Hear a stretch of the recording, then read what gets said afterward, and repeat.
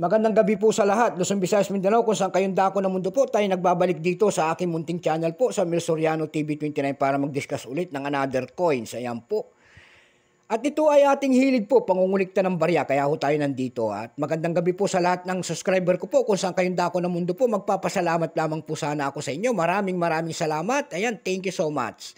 Yun namang hindi pa po nakapag-subscribe dito sa aking YouTube channel, gusto nyo ang ganito mga topic po about coins, siniselling natin kung magkano na ang kanilang mga price sa pandaigdigan natin platform para malaman natin kung gaano na ang kataas ang kanilang mga halaga. Ayan po. Magandang gabi po sa lahat ng kolektor, mga numismatis, kung saan kayong dako ng mundo po. Ang pag-usapan po natin ngayon ay pera rin natin, yung maliit pa. Ayan. 25 centimos po. Ayan. 25 centimos po ni Wal Luna. Ayan. Makikita nyo po ang imahe ng isang lalaki. Anyan po, nakaharap po sa kaliwang bahagi po. Siya po ay si Wal Luna, and then 25 centimos, and then ayan, mint mark at 25 sentimo. Ayan. At ito ay kanyang harap. Baka maano naman kayo. Year 1968 po, and then coat of arms of the Philippines po. Ayan. Makikita nyo po ang imahe po ng selyo po ng ating Bangko Sentral na luma, and then nakita nyo po dyan ang isang leon po nakatayo. Ayan, nakatayong leon, and then agila po nakabuka ang pakpak, and then tatlong bituin.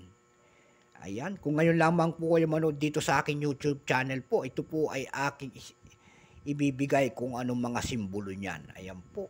Yung leon po ay simbolo po ng Espanya. Yung agila po ay simbolo po ng Amerika. Yung tatlong bituin po, iyan po ay simbolo sa atin, tulad na lamang ng Luzon, Visayas, Mindanao. Dako naman tayo sa kanyang pagkakakilanlan, siyempre. Issue po, Philippines po, period, Republic, 1946 up to date po, type standard circulation coins, years 1967 hanggang 1974. Value nito, 25 centimos po, currency, piso, 1967 up to date po. Composition po nito ay nickel brass. May bigat po itong 4 grams, may haba pong 21 mm. May kapal po naman itong 1.72 mm. Hugis po, syempre bilog. Orientation nito, coin alignment. Itinigil ang paggamit nito noong January 2, 1998. Sorry po. Number M-3753. Reference number KM-199. Kung tawagin ang kanya nasa likod, Coat of Arms of the Philippines po, ayan. Ito pong year 1968 na to, hindi po dito ginawa sa ating bansa. Ito po ay San Francisco Men. Ito po ay 12% lamang. Kung ilang pirasong pinagawa ng ating bansa doon po sa San Francisco, ito po ay 10 milyong piraso lamang. May price na po doon sa ating numista. Ayan, binigyan na ng presyo. Yung kanyang very fine, 24, extra fine, 30. Ayan. Dako naman tayo sa kanyang price. Doon sa ating numista.com, may nagbebenta na nito ng $6.99.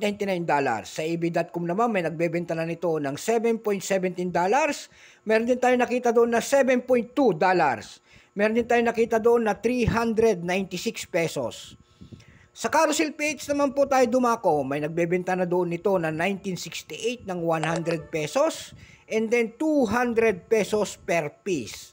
Ayan lang po ang aking maibabahagi po, sagad na. So hanggang dito na lamang po. Keep safe po sa lahat and God bless.